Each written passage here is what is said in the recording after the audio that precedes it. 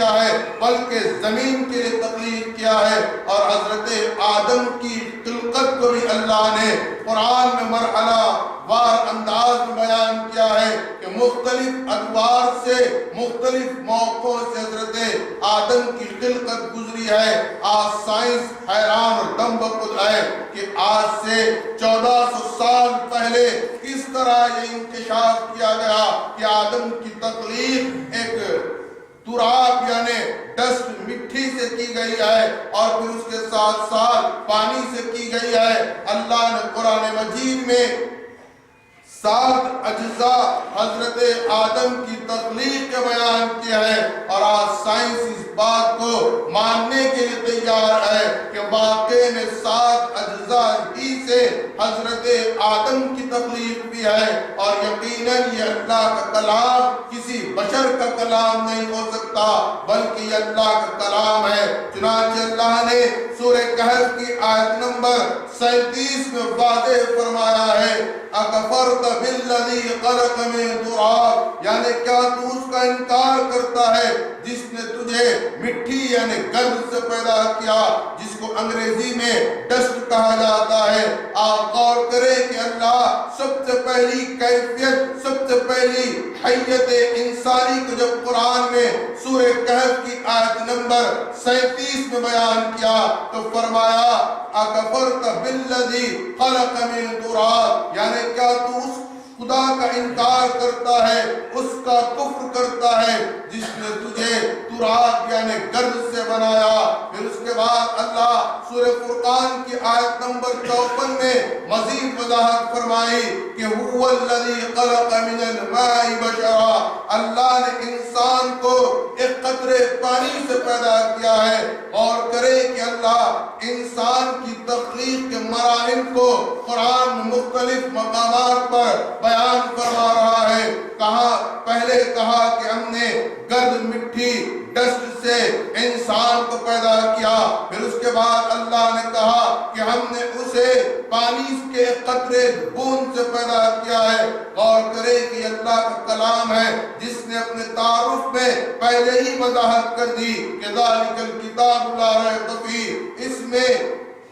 کسی قسم کا کوئی شک نہیں ہے. جب اللہ بیان کر رہا ہے تو پہلی کیفیت کو بیان کیا کہ ہم نے گرد سے حضرت آدم کو تخلیق کیا. پھر اس کے بعد بیان کیا هو الذی خلق من الماء بشرا، ہم نے اسے پانی کے ایک قطرے سے پیدا کیا. پھر اس کے بعد اللہ ارشاد فرماتا ہے هو الذی خلق لکم من طین، ہم نے اسے ایک کلے مرد جس کو مرد کہا جاتا ہے اور کلے کہا جاتا ہے اس سے انسان کی تخلیق فرمائی. اللہ نے جہاں قرآن مجید میں یہ واضح فرمایا ہے کہ هو الذی خلق لکم من طین، اللہ نے ایک گارے سے انسان کو تخلیق کیا. انسان کی تخلیق کے مراحل اللہ اس طرح بیان کیا. سورہ انعام کی آیت نمبر 2 میں یہ وضاحت فرما دی کہ هو الذی خلق لکم من طین،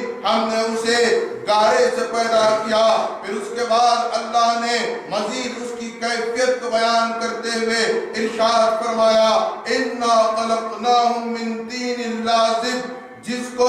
اللہ نے طین لازب سے پیدا کیا ہے. اللہ نے جہاں سورہ صافات کی آیت نمبر 11 میں اس بات کو بیان کیا کہ ہم نے انسان کو طین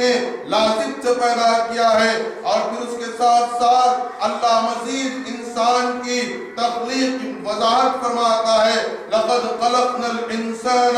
من سلالۃ من طین، اللہ نے اس کو اتنا سکھا دیا کہ اس میں چمک بھی آ گئی اور تمام عرض کی کیمیا کو اللہ نے اس میں بھر دیا اور اسے من سلالۃ من طین قرار دیا. اللہ نے انسان کو جب اس مقام پر لے آیا پھر اس کے بعد اللہ نے سورہ حجر میں وضاحت کے ساتھ فرما دیا لقد خلقنا الانسان من صلصال من حماء مسنون، یعنی اللہ نے انسان کو اس مٹی کو اس طرح تیار کیا کیا کہ زمین کے تمام کیمیائی اجزاء اس میں سمو دیے گئے۔ پھر اس کے بعد اللہ نے سورہ رحمان کی آیت نمبر 14 میں ارشاد فرمایا خلق الانسان من صلصال کالفخار، یعنی وہ جو گارا جو مرد یا کلے تھا وہ اس قدر ہو گیا کہ وہ کھنکدار ٹھکری کی طرح بجنے لگا۔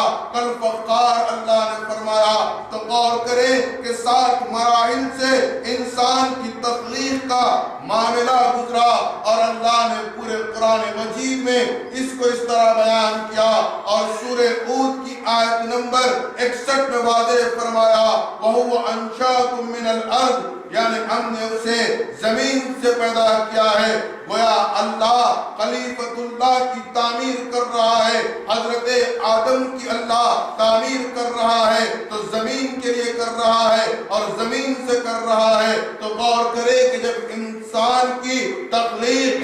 زمین کے لیے ہوئی ہے لیکن اس کی تخلیق کو اللہ نے جنت میں کیا ہے۔ اب یہاں پر اللہ نے حضرت آدم کو جنت میں سکونت اختیار کیا ہے۔ حضرت آدم کو اللہ نے ارشاد فرمایا وَإِذْ قُلْنَا، حضرت آدم سے کہا وَاسْكُنُوا فِي الْجَنَّةِ، تم جنت میں رہو، لہذا حضرت آدم جنت میں رہے۔ یہاں پر مفسرین کی 2 رائے ہمیں ملتی ہیں۔ بعض یہ کہتے ہیں کہ جس جنت کا تذکرہ اللہ نے کیا ہے وہ دراصل آسمان کی جنت ہے جہاں پر آدم کو رکھا گیا، تو بعض مفسرین نے کہا نہیں، وہاں پر جس جنت کا تذکرہ کیا گیا ہے وہ اس زمین کی جنت سے متعلق ہے، یعنی زمین پر ہی ایک حصہ اللہ نے جنت نما بنا دیا ہے۔ لیکن دوسری رائے میں بہت سی تعبیرات کی جاتی ہیں، لیکن قرآن واضح فرما رہا ہے کہ ہم نے آدم کو زمین پر نہیں بلکہ آسمان پر تخلیق کیا ہے، لہذا ہم یہ تسلیم کرتے ہیں کہ آدم کی تخلیق آسمان پر ہوئی ہے۔ اور پھر حضرت آدم کی ہجرت کا آغاز بھی قرآن نے اس طرح بیان کیا کہ فَأَزْلَهُمَا الشَّيْطَانُ عَنْهَا فَأَخْرَجَهُمَا مِمَّا كَانَ فِيهِ، اللہ نے حضرت آدم کو زمین آسمان سے زمین کی طرف نکال دیا، یعنی حضرت آدم کی ہجرت سب سے پہلی تاریخ انسانیت کی ہجرت قرار دی گئی جو جنت سے زمین کی طرف رہی ہے۔ لہذا ہمیں اس بات کو تسلیم کرنا پڑتا ہے کہ حضرت آدم کی اگر ہجرت نہ ہوتی تو یہ کائنات وجود میں نہ آتی۔ لہذا سب سے پہلا عمل، سب سے پہلا فعل ہی حضرت آدم کا ہجرت کر رہا ہے۔ ابتدائے انسانیت ہجرت سے ہے، اسی کو مہدی علیہ السلام نے ہم پر فرض قرار دیا کہ اگر ہم ابتدائے انسانیت کے مرحلے کو اختیار کر لیں اور مسلسل ہجرت میں رہیں گے تو یقیناً ہمارے مقاصد بھی پورے ہوں گے اور ہماری نشو و نما